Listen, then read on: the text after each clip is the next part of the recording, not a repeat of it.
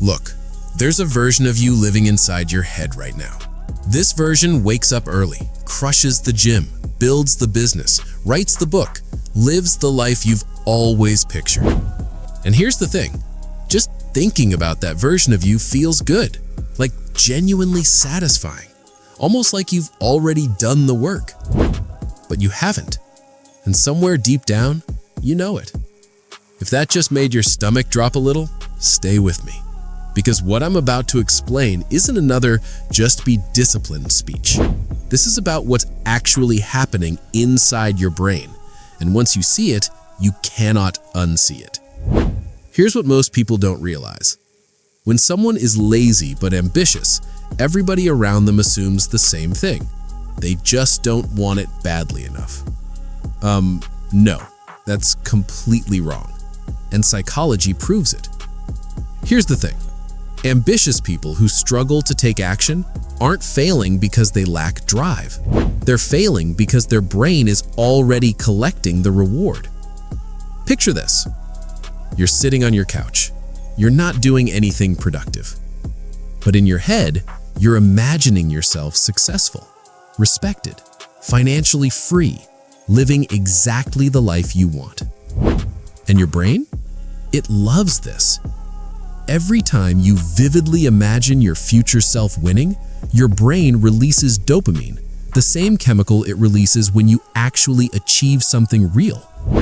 Your brain literally cannot tell the difference between earning success and simply imagining it. So while you're sitting there doing nothing, your brain is quietly whispering, "Nice work, goal achieved, you can relax now." This is called the fantasy self-trap. And it's one of the most invisible psychological reasons why smart, ambitious people stay completely stuck for years. Now, you might be thinking, okay, but I know the difference between dreaming and doing. Do you though? Here's where it gets really interesting. Researchers found that people who vividly imagined achieving their goals actually performed worse afterward than people who didn't visualize at all, because the brain treated the fantasy like a memory of something that already happened and quietly switched off the drive to pursue it in real life. Think about what that means for you. The very thing you believed was fueling you, your vision, your dream, your big picture, might actually be the thing slowly draining your motivation without you even realizing it. Here's a simple everyday scenario. Imagine a guy named Marcus. Marcus wants to start a fitness channel. Every night before bed, he imagines himself with 1 million subscribers. He pictures the comments, the brand deals, the recognition. It feels amazing. Then, morning comes. He opens his laptop to record his first video. And suddenly, nothing. He feels weirdly drained, unmotivated, almost bored by the idea that excited him the night before. That's not laziness. That's a dopamine hangover from a fantasy he didn't earn yet. Here's what most people don't realize about this trap. Lazy but ambitious people are actually more vulnerable to it than average people. Not because they're weaker, because their imagination is stronger. Their fantasies are vivid, detailed, emotionally convincing. They can picture success so clearly it almost feels like a real memory. And because that imagined reward is so powerful, the dopamine hit they get from dreaming is genuinely intense. Look, they're essentially getting high on a future that doesn't exist yet. And just like any other false reward, the more you consume it, the less energy you have for the actual work required to get there. The fantasy quietly becomes a substitute for the journey, not a fuel for it. And here's the brutal part. You don't even notice it happening. You think you're motivated because the dream still excites you. But excitement about a destination is not the same as willingness to walk the road. So what actually changes this? And look, I'm not going to tell you to stop dreaming. That's not the answer. The shift is simpler than that. You need to change what you fantasize about. Psychologists call this mental contrasting.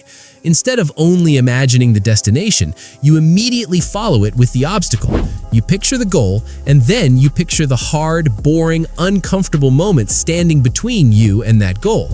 What's the part you've been avoiding? What does the unglamorous Tuesday afternoon version of your success actually look like? When you do this, something shifts. The fantasy stops feeling like a reward and starts feeling like a plan. And plans create productive tension, the kind that actually pushes you toward action instead of away from it. The second shift is even simpler. Shrink the identity gap. Here's the thing. The fantasy self-trap works because the distance between who you are now and who you imagine becoming feels enormous. That gap creates overwhelm, and overwhelm quietly converts into inaction. So instead of chasing the final polished version of yourself, just ask one question. What is one thing my future self would do today? Not this year, not this month, today. Maybe it's 30 minutes of real focused work. Maybe it's sending that email you've been avoiding. Maybe it's simply closing the inspiration tab and opening the creation tab.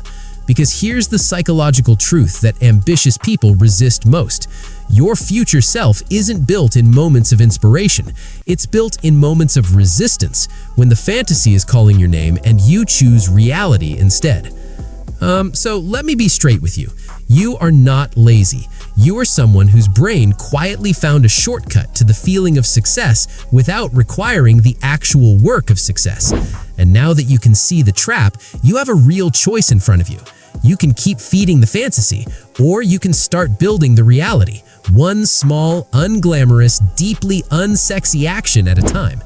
Here's what most people don't realize. The dream version of you isn't somewhere far away. They're just one honest decision ahead of the current version of you. Start there, right now, today. If this video made something click for you, share it with someone who needs to hear this, and subscribe, because we break down the psychology of human behavior in ways that actually help you understand yourself.